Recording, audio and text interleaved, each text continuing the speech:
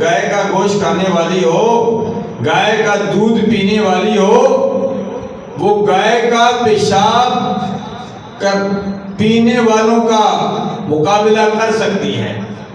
اور پھر ہماری یہ قوم افواج پاکستان جو اس ملک و ملت کا جھومر ہے، شانہ بشانہ کھڑی ہے۔ ہماری افواج پاکستان پوری دنیا میں پہلے نمبر پر ہے، اور یہ افواج پاکستان بزدل نہیں ہے۔ اس نے 65 کی جنگ میں، 71 کی جنگ میں بہادری کے جوہر ہے۔ اگرچہ 71 کی جنگ میں نقصان کرنا پڑا، یہ ہوتا ہے، اور 65 کی جنگ میں اللہ تبارک و تعالیٰ نے فتح و نصرت سے نوازا۔ سرکار اقلی قرار صلی اللہ علیہ وسلم کی مدد پاکستان کے ساتھ ساتھ تھی، کیونکہ کسی بزرگ نے دیکھا تھا خواب میں، سرکار کہیں دور دراز سے سفر سے واپس آ رہے تھے۔ سرکار سے کسی شامی بزرگ نے پوچھا، یا رسول اللہ صلی اللہ علیہ وسلم آج کئی سفر سے واپس آئے ہیں؟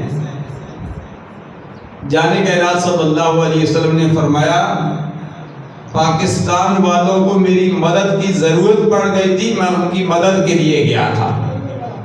65 کی جنگ میں میرے اور آپ کے آقا نامدار صلی اللہ علیہ وسلم نے ہماری مدد فرمائی۔ یا رسول کبریا فریاد ہے، فریاد ہے، ہمارا عقیدہ اب بھی وہی ہے۔ امام الانبیاء صلی اللہ علیہ وسلم نظر کرم فرمائیں گے، یا رسول کبریا فریاد ہے، فریاد ہے، سخت مشکل میں پھنسا ہوں، یا رسول کبریا فریاد ہے، فریاد ہے۔ یا رسول اللہ صلی اللہ علیہ وسلم پاکستانی سخت مشکل میں پھنسے ہوئے ہیں۔ یا رسول اللہ صلی اللہ علیہ وسلم، بھارت ہمارا دشمن ہمیں للکار رہا ہے،